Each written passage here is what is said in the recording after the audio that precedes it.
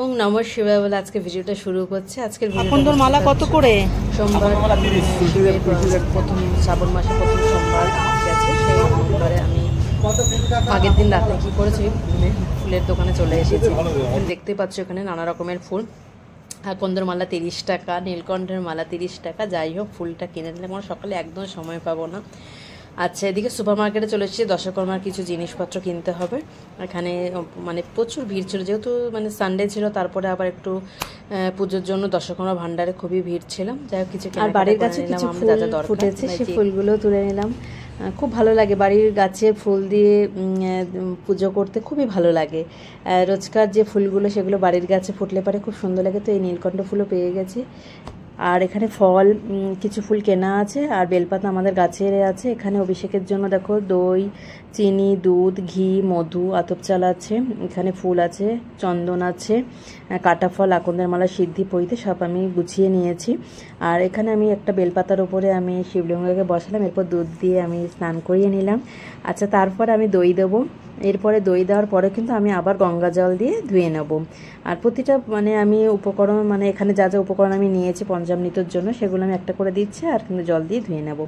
এবার ঘি মাখিয়ে নিলাম। এরপরে আমি এখানে মধু দেব, তারপরে চিনি দেব, দিয়ে শিবলিঙ্গকে তারপরে আমি আবার কিন্তু জল দিয়ে ভালো করে ধুয়ে নেব। কারণ আমি যে পাত্রে অভিষেক করবো সেই পাত্রে কিন্তু আমি শিবলিঙ্গকে বসিয়ে রাখবো না, পুজো করব না। আমি অন্য পাত্রে এটা আবার ধুয়ে আমি এই মানে অন্য পাত্রে আমি শিবলিঙ্গকে রাখবো।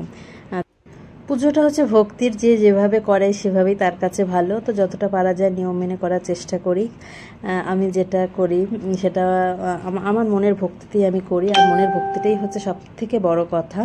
তুমি ভগবানকে কিভাবে পুজো করবে সেটা তোমার মনের ব্যাপার, তোমার মন কি চাইছে সেটা দেখো। এরপরে আমি দেখো একটু আতপ চাল দিয়ে দিলাম, আর হচ্ছে তোমার গোটা আতপ চাল যেন ভাঙা না থাকে, একটা পৈতে নিয়েছি, সেটাও আমি দিয়ে দিলাম। আকন্দের মালা, আর এটা আমার বানানো ফুলের মালা, বাড়ির গাছে ফুল দিয়ে এটাও বানিয়ে প্রতিটা পুজোয় আমি চেষ্টা করি বাড়ির গাছে ফুল দিয়ে মালা গেঁথে আমি ভগবানকে নিবেদন করতে। আমার খুব ভালো লাগে। সাদা চন্দনে আমি পুরো দিয়ে দিলাম সাদা চন্দন। আর এখানে যে ফুল, যে আমার গাছের ফুল, আমি সেই ফুলটা দিয়ে দিলাম। 5টা ফল, কলা, শসা, আপেল, পেয়ারা, মৌসম্বি, 5টা ফল দিয়ে দিলাম। আর কাটা ফল তো আছে। কাটা ফল এটা শিব পুজোয় এই ফলটা লাগে। কাটা ফল, ধুতরা ফুল, আকন্দ ফুল, এগুলো শিব পুজোতে মানে সবাই দিয়ে থাকে। আর বাবা তো 3টি বেলপাতা, একটি বেলপাতাতে মানে সন্তুষ্ট, 3টে পাতা থাকবে সেরকম পাতা, বেলপাতা নিয়ে পুজোয় সেই পাতাটাই লাগে কিন্তু, তাই না?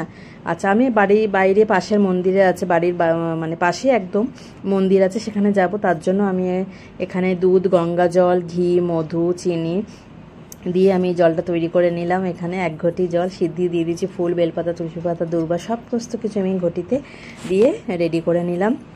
আর ওখানে খুব ভিড় হয়, ওখানে প্রতি বছর শিব পুজোর সময় আমি ওখানে যাই। পাশে আমাদের খুব বড় মন্দির, খুব ভালো লাগে মন্দিরে গিয়ে। যে কোনো পুজোতে মন্দিরে গিয়েও পুজো দিতে ভালো লাগে। বাড়িতে আমি পুজো করে নিই, বাড়িতে এত মানে ধরে পুজো করে এবার ওখানে যেতে অনেকটাই দেরি হয়ে গেছে।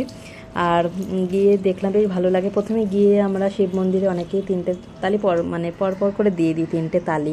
কিন্তু 3টে তালিতে আমি কি চাইছি সেটা আগে মানে অনেকেই জানে না। তো যাই হোক, আমি গিয়ে 3টে তালি দিই। প্রথম তালিতে আমি ভগবানকে মানে আমি বাবাকে জানাই, বাবা আমি এসেছি তোমার কাছে।